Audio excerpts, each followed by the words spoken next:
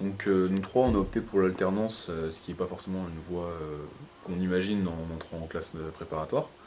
Mais on a cette option, donc on a premièrement cherché quelles écoles proposaient l'alternance. Donc c'est pour tous les trois, on a des écoles qui font un cursus initial et un cursus pardon, en alternance.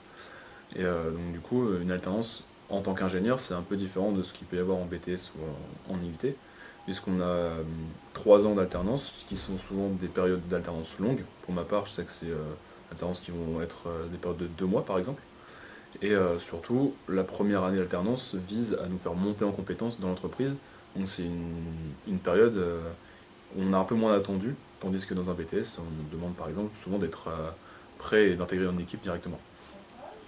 Alors moi je trouve que, enfin je pense qu'on est tous d'accord sur les Mhm. atouts. On a vraiment une bonne expérience professionnelle, on a 3 ans en Ouais. entreprise, on est vraiment considéré comme un salarié. On est surtout aussi indépendant et autonome financièrement et derrière ça ferme pas de porte, on peut soit changer d'entreprise, soit vraiment être embauché dans cette entreprise-là, ou bien continuer par exemple nos études ou changer totalement d'orientation. Donc voilà. Donc pour ma part, moi j'ai choisi et j'ai postulé à l'école mine de Saint-Étienne, à Saint-Étienne, en génie des installations nucléaires.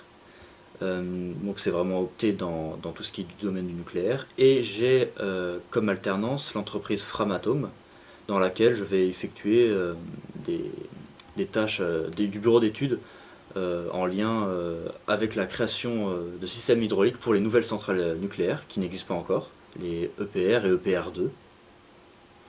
Alors moi je vais intégrer Polytech Tours, donc à Tours, en génie mécanique et, et la science des génies des matériaux.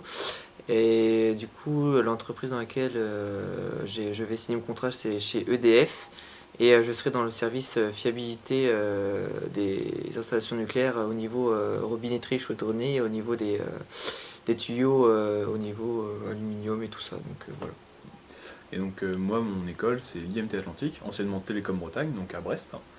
Et donc en formation réseau, télécommunications et informatique. Et donc du coup, mon entreprise, c'est Ifremer. Et donc du coup, j'intègre dans cette entreprise le service LOPS, donc laboratoire d'océanographie physique et spatiale.